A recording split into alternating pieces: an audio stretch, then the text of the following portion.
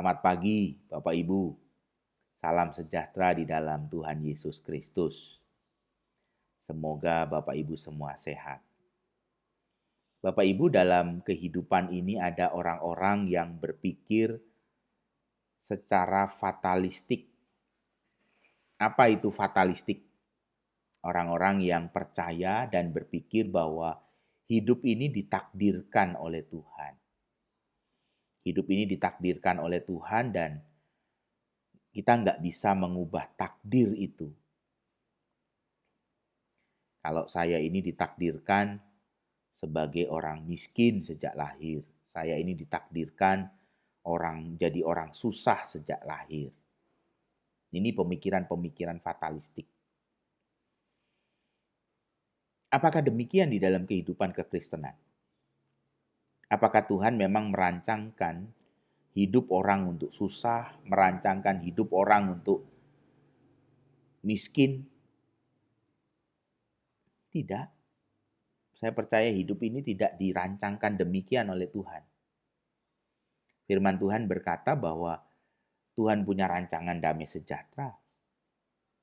Dan bagaimana kita menghidupi damai sejahtera itu? Di dalam pengharapan.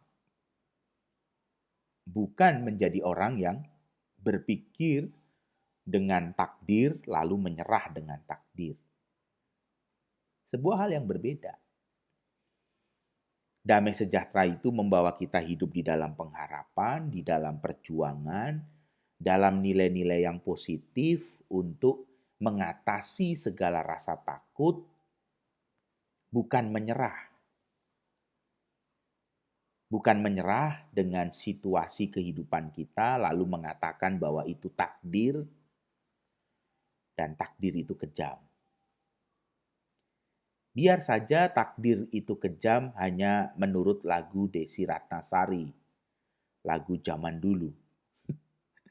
Ketika sebuah tenda biru ada di depan rumah kekasihnya, lalu Desy Ratnasari berkata, takdir itu memang kejam. Biarlah saja itu jadi lagu. Tapi dalam kehidupan kita, hidup Bapak, Ibu, dan saya, kita harus melihat bahwa ada rancangan damai sejahtera Tuhan. Kenapa dikatakan rancangan damai sejahtera Tuhan? Supaya Bapak, Ibu, dan saya melihat bahwa hidup ini sesuatu yang harus diperjuangkan. Bukan dibiarkan menjadi tenggelam oleh ketakutan, oleh kekhawatiran, oleh kegelisahan, oleh pergumulan. Hidup ini diperjuangkan, bukan dibiarkan mengalir, bukan dibiarkan ditenggelamkan oleh situasi dan pergumulan. Saya bisa belajar renang itu baru umur 38 tahun. Saya baru bisa berenang. Saya belajar berenang di kolam renang Depok Center, Seturan itu. Saya belajar berenang di situ, belajar sendiri. Belajar sendiri berenang, dan ketika berenang pertama ya belajarnya di kedalaman yang saya sendiri masih bisa bernapas dengan baik, maksudnya kepala saya masih di atas air. Ketika saya sudah mulai bisa berenang, saya mencoba untuk di jalur yang lebih dalam. Di kedalaman 2,5 meter. Itu kedalaman yang paling dalam di kolam Depok Center. Swimming pool Depok Center. 2,5 itu titik tengah yang paling dalam, itu 2,5 meter. Saya mencoba untuk melewati yang dalam itu. Saya sudah merasa bisa berenang. Apa yang terjadi? Saya itu sudah bisa berenang waktu itu. Begitu saya di titik tengah, di kedalaman 2,5 meter, tiba-tiba dalam hati saya muncul rasa takut, muncul khawatir.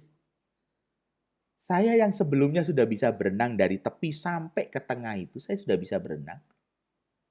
Karena rasa takut dan khawatir itu muncul dalam hati, dalam pikiran saya. Saya bisa tenggelam, Bapak Ibu.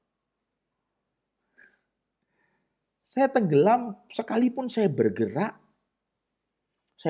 berupaya untuk tetap berada di atas dan bisa bernafas, saya tidak bergerak, saya tidak bergerak maju sekalipun saya sudah berupaya karena rasa takut itu saya bukan berjalan, tapi saya semakin tenggelam. Untung waktu itu saya masih tidak jauh dari tepian. Jadi saya masih bisa kemudian menarik diri saya ke tepi, saya pegang itu lantai kolam renang di tepian kolam renang itu, dan saya bisa menarik diri ke sana. Rasa takut itu bisa menenggelamkan kita, dan itu pengalaman saya di kolam renang waktu saya belajar berenang. Bapak Ibu, saya mau mengajak Bapak Ibu belajar bagaimana Rasul Paulus mengajak Bapak Ibu dan saya.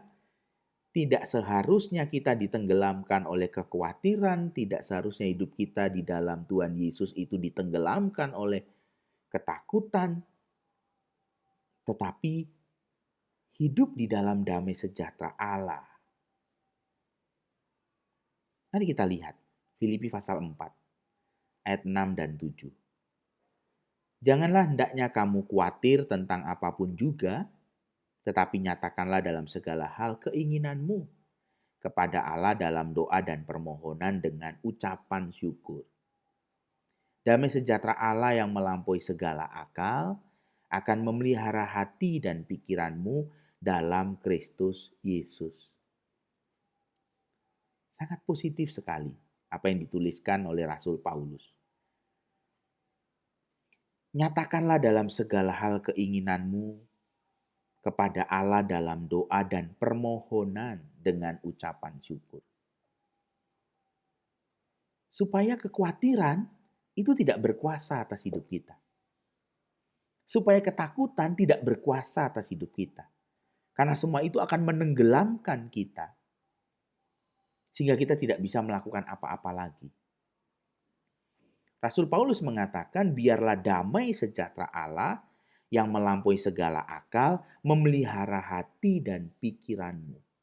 Sangat penting sekali ketika damai sejahtera Allah yang melampaui akal itu memelihara hati dan pikiran kita. Karena dengan damai sejahtera Allah yang memelihara hati dan pikiran kita, maka kita akan melakukan sesuatu. Kita akan berjuang dalam hidup ini. Ada cerita tentang seekor gajah sirkus yang dilatih sejak kecil, dan ketika dilatih sejak kecil itu dia diikat dengan rantai besi, dikaitkan pada sebuah pasak. Ketika dia kecil, dia selalu memberontak untuk bisa memutuskan rantai kecil yang ada di salah satu kaki belakangnya. Dia berusaha untuk melepaskannya, tapi tidak pernah bisa. Sampai kemudian dia menjadi seekor gajah yang besar dengan kekuatan yang hebat. Rantai kecil itu tidak pernah diganti. Tapi gajah itu sudah tidak lagi pernah mau memberontak. Padahal kalau dia memberontak ketika dia menjadi seekor gajah yang besar dengan kekuatan yang hebat untuk memutuskan rantai yang kecil itu, dia akan dengan sangat mudah memutuskannya. Tetapi dia sudah terikat dengan masa lalunya. Dia sudah terikat dengan pengalaman yang lalu. Dia menyerah. Karena hidupnya bukan hanya dirantai dengan rantai kecil, tetapi hidupnya dirantai dengan segala pengalaman pahit di masa lalu, bahwa dulu dia tidak bisa dan sekarang pun dia tetap tidak bisa. Perasaan itu mengikat dia. Dan itulah yang seringkali terjadi dalam hidup orang percaya. Bukan damai sejahtera Allah yang memenuhi hati dan pikiran kita. Tetapi seringkali kita terikat, diikat, ditenggelamkan oleh pergumulan, rasa takut, kekhawatiran dalam hidup Bapak, Ibu, dan saya. Mari kita lihat apa yang hari ini mengikat hati dan pikiran kita. Apa yang hari ini menenggelamkan hati dan pikiran kita. Ketakutan, kekhawatiran, atau hati dan pikiran kita dipenuhi oleh damai sejahtera Allah. Renungkanlah, hiduplah dalam damai sejahtera Tuhan, supaya kita tidak menyerah dalam hidup ini. Tuhan memberkati. Amin.